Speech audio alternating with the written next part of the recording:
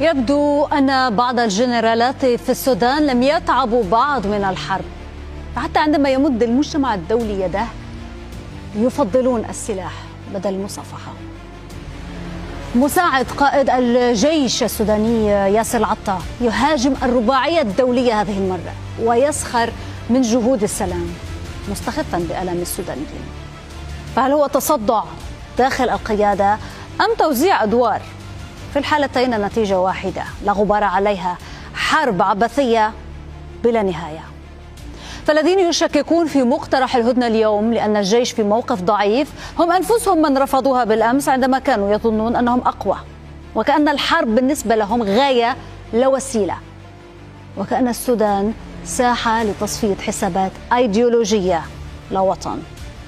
ما قاله العطا ليس عارضا أو انفعالا، ولكنه مرآة لما يفكر فيه تيار كامل داخل المؤسسة العسكرية اليوم، تيار ما زال أسير مشروع الإسلام السياسي الذي دمر السودان لعقود.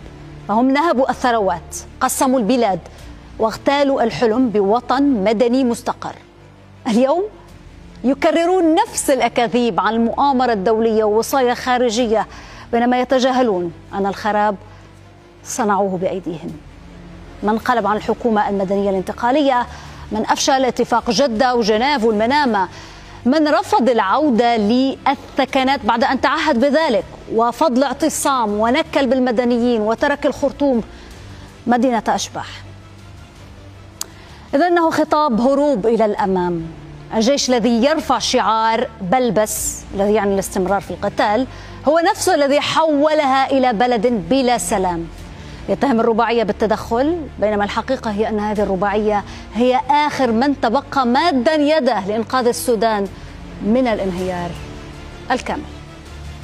الصورة واضحة، لكنهم يتعمدون تجاهلها. لا يمكن أن يكون الحل عسكري في السودان، لا تبرير لأي انتهاك إنساني ولا استغلال للمساعدات كأداة حرب. هذه رسالة للطرفين، موقف واضح من المجتمع الدولي مقابل ضبابية من جهات تحترف إدامة النزاع لا حسمه. السودان اليوم لا يحتاج شعارات بل إلى بلد يعيش. إذن حين يصر قادة الجيش على الحرب لا يدافعون عن السودان بل عن مواقعهم ومصالحهم فيه. السؤال اليوم، من ينزلهم من على الشجرة قبل أن تسقط البلاد كلها؟ برأيكم أنتم متابعينا، هل السودان اليوم أقرب إلى السلام أم إلى مزيد من القطيعة مع العالم؟